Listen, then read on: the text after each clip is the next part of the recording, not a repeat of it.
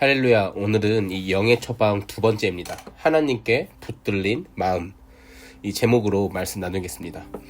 오늘의 본문입니다. 마태복음 13장 3절 4절입니다. 예수께서 비유로 여러 가지를 그들에게 말씀하여 이르시되 씨를 뿌리는 자가 뿌리러 나가서 뿌릴새 덜어는 길가에 떨어짐에 새들이 와서 먹어버렸고, 또 마태복음 13장 14절입니다. 이사야의 예언이 그들에게 이루어졌으니 일렀으되 너희가 듣기는 들어도 깨닫지 못할 것이요 보기는 보아도 알지 못하리라. 그리고 사무엘상 15절 23절입니다. 이는 거역하는 것은 점치는 죄와 같고 완고한 것은 사신 우상에게 절하는 죄와 같음이라. 왕이 여호와의 말씀을 버렸으므로 여호와께서 왕을 버려 왕이 되지 못하게 하셨나이다 하니 아멘. 오늘 이 말씀 안에서 감동되어진 부분은 이 마음에 대한 것입니다. 이 마음이 우리에게 정말 중요합니다. 우리가 하나님이 기뻐하는 삶을 살 수도 있고 하나님이 기뻐하지 않는 무너져 있는 삶을 살 수도 있습니다. 이것은 결국 마음인 것입니다. 내가 빛을 향하고 또 빛에 거하며 그 안에서 빛을 선택할 수도 있고 여전히 그냥 어둠을 선택하고 또 어둠에 머물 수도 있는 것. 이것은 환경이 아닙니다. 여러분들이 결정하는 것입니다.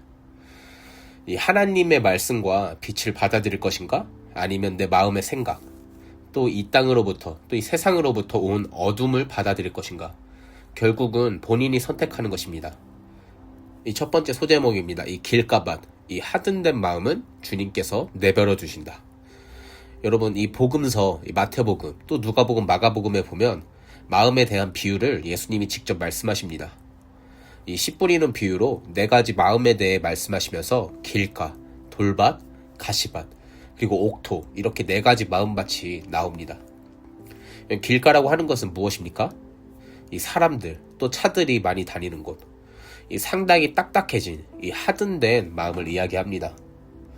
마태복음 13장 14절에 이사야 예언이 저에게 이루어졌으니 일렀으되 너희는 듣기는 들어도 깨닫지 못할 것이요 보기는 보아도 알지 못하리라. 이렇게 나와 있습니다.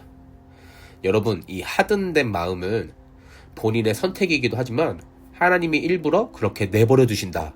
이렇게 말씀하십니다. 왜입니까? 이 죄 때문에. 하나님이 내버려 두시는 것은 이 교만함, 이 죄 때문입니다. 그래서 마태복음 13장 15절에 이 백성의 마음이 완악하여져서, 여러분, 이 완악하다는 것은 이 하든된 마음을 이야기합니다. 이 굳어진 마음. 그 귀는 듣기는 둔하고 눈은 감았다. 자신의 의지로 귀를 닫아버리고 눈을 감아버렸다는 것입니다. 눈으로 보지만 또 귀로 듣고 마음으로 깨달아 돌이켜 고침을 받을까 두려워한다. 그렇게 못하도록 눈과 귀를 가렸다. 하나님이 그냥 내버려 두셨다는 것입니다. 하나님이 그렇게 하셨다는 것이 아니라 내 본인 스스로가 그렇게 결정한 것에 대해서 주님은 그냥 내버려 두신다는 것입니다. 듣지 않겠다. 귀를 닫고 눈을 감아버리고 마음은 완고하게 하는 것. 여러분, 이것은 깨닫지 못하는 것입니다. 말씀을 듣고 또 깨닫지 못해서 악한 자가 와서 그 마음에 뿌려진 것을 빼앗나니 곧 길가에 뿌려진 자다.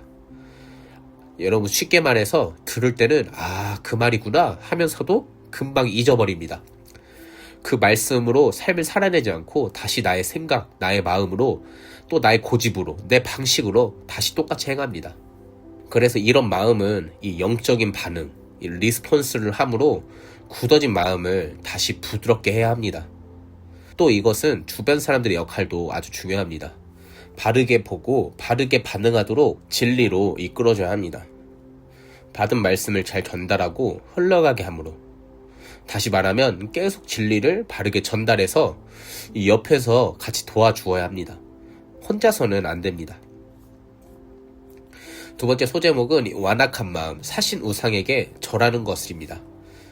여러분, 이 완고한 마음, 이 길가밭은 그냥 상처받은 마음이 아닙니다. 힘들다. 여러분, 이런 정도의 마음이 아닙니다.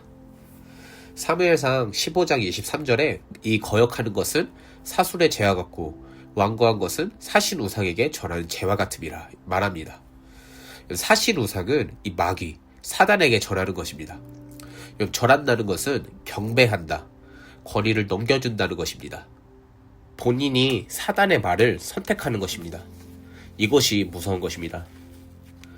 그냥 길가밭, 내가 귀를 닫고 눈을 감아버린 것은 저 친구가 힘들구나, 좀 상처를 받았구나, 처음에는 그렇게 시작될지 모릅니다. 하지만 성경적으로 또 영적으로 보면 자기가 어둠을 선택하고 이 마귀의 말을 듣겠다고 선택한 것입니다. 그렇기 때문에 하나님의 긍휼과 은혜가 미치지 못하는 것입니다. 아주 두렵고 떨리는 말씀입니다. 어떤 사람 때문에, 아니면 어떤 형제, 자매 때문에, 아니면 어떤 리더 때문에, 어떤 목사님 때문에, 또 교회 때문에 내가 이것 때문에 상처받았다. 여러분, 우리가 이렇게 다 말할 수 있습니다. 그러나 이것을 빨리 돌이켜 회개하지 못하고 우리 마음을 주님 앞에 정렬하지 못한다면 완고해집니다. 이 하든된다, 이 완고해진다. 그러면 말씀을 못 받는 것입니다. 히브리서 2장 1절에는 말씀이 떠내려간다라고 표현합니다. 말씀을 바르게 받지 못하면 그것으로 끝나는 것이 아니라 이 공변된 보응을 받는다고 3절에 말씀합니다. 이 영적 상태가 안 좋다면 점점 더 악화됩니다. 그렇게 된다면 어둠을 선택하게 되고 결국은 사신 우상에게 절하는 죄를 짓게 됩니다. 우상 숭배와 같다고 말씀합니다. 이 우상 숭배는 주도권, 모든 권위를 이 사단에게 내어주는 것입니다. 나의 모든 삶을 어둠의 거짓에 스스로 내어주는 것입니다. 그렇게 되면 하나님은 가만 놔둘 수밖에 없습니다. 내 스스로가 어둡고 칙칙한 영역에 본인 스스로를 놔두게 됩니다. 세 번째입니다. 이 연단을 통한 열매, 고난이 내게 유익이라. 우리의 삶 가운데 이 어려움이 있고 또 힘든 일도 있고 또 상처받는 일들도 다 있습니다. 이 어린아이의 마음은 상처받았다, 어렵다 이렇게 표현합니다.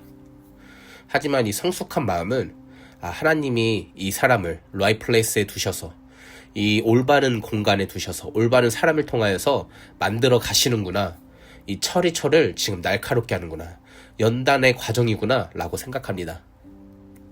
누군가에게 혼나는 것만이 연단이라 생각하지 마십시오.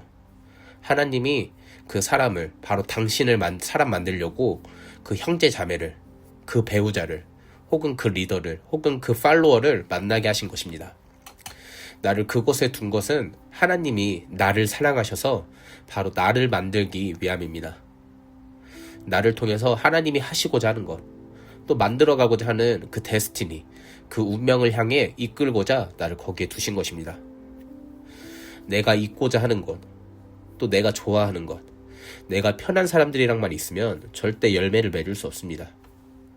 열매를 따먹을 때, 또 열매를 거둘 때는 이 좋은 자리에 두십니다. 그때는 이것도 좋고 또 저것도 좋고 모든 것이 다 좋아서 할렐루야, 여러분 이렇게만 될 수 있으면 너무 좋겠지만 자연의 이치는 그렇지 않습니다. 씨를 뿌리는 수고가 있어야 되고, 잡초를 제거하는 수고와 헌신이 있어야 되고, 비가 확 와서 물이 충분히 적셔져야 합니다. 또 어마어마한 태양, 그 빛이 비춰져서 그 열로 곡식의 알곡이 만들어져야 합니다. 이것들을 통해서 열매를 거두는 것이지, 그냥 자고 일어났더니 갑자기 뭐가 되어지고 성공되어지고 교회가 성장하는 것이 아닙니다. 이런 사람들은 한순간에 다 무너집니다. 이 신앙생활 하면서 여러 번 우리도 경험하겠지만, 정말 힘들고 어려운 것들이 또 있겠지만 기도하면서 성령 안에서 이것들을 통과해가는 것입니다. 나의 생각으론 이해가 안 되지만 또 기도하고 이 하나님의 선하심을 믿고 계속 기도하고 기도했더니 통과되어져서 어느 순간 내가 성장되어 있는 것입니다. 어느 순간 보니까 그 안에 열매가 있고, 어느 순간 보니까 우리가 원수를 용서하고 같이 함께 이제는 동역하면서 함께 일어나 있는 것입니다. 이것을 통해 내가 교만해지지 않고 보호 가운데 있고 내가 그렇게 하나님과 동행할 수 있는 것입니다. 만약 우리가 또 제가 잘되고 또 잘되고 그냥 잘되기만 했다면 과연 우리가 지금 이 자리에 있었을까요? 아마도 그저 사꾼이 되어서 세상적인 돈과 명예만 찾고 뭔가 엄청 교만한 사람이 되었을 것 같습니다. 그렇기 때문에 고난이 나에게 유익이라. 고난의 때에 힘들고 또는 자존심 상하고 오해도 되어지고 여전히 고난이 오면 쉽진 않지만 고난은 나에게 유익이라. 나에게 유익이라. 이것을 조금씩 배워가고 있습니다. 결론입니다. 여러분, 좀 아픈 일이 있습니까? 혹은 힘든 일들이 있습니까? 이렇게 상처받았고 또 이래서 이것이 아프고 또 이렇게 걸려 넘어졌고 여러분, 이러한 것들이 이제 아니라 이제는 우리가 왜 걸려 넘어졌는지를 찾기를 바랍니다. 그것을 남이 아니라 나에게서 먼저 찾고 계속해서 상처를 받는 것이 아니라 하나님이 나를 만들어 가시는 이유가 무엇인지 발견하기를 바랍니다. 우리의 마음이 이것을 이해하지 못하고 또 이것을 혼으로 가져가니까 이해할 수가 없네. I don't understand. 여러분, 이렇게 반응하다가는 결국은 완고해지는 것입니다. 상처받고 그것을 그냥 덮어두고 내버려 두니까 이것이 결국 완고하게 되고 또 어둠을 선택하게 되고 어리석게 되는 것입니다. 우리가 지금이라도 돌이켜서 이 하나님의 은혜, 긍휼하신 주님 앞에 겸손히 나아가야 합니다. 주님, 나를 불쌍히 여겨주십시오. 그렇게 주님 앞에 정말로 굴복하며 은혜를 구하다가 또 하나님의 선하심 앞에 계속 나아가며 깎여지고 만들어져야 합니다. 그러다 어느 순간 이 하나님이 쓰시고자 하실 때 편하게 하나님 손에 딱 붙들린 자가 되는 것입니다. 하나님이 만지셔서 이제는 하나님이 쓰시기에 편한 자가 되길 원합니다. 하나님 손에 딱 붙잡혀서 정말 멋있게 쓰임받는 우리 인생, 주님과 함께 그렇게 쓰임받는 모두가 되기를 예수님의 이름으로 축복합니다.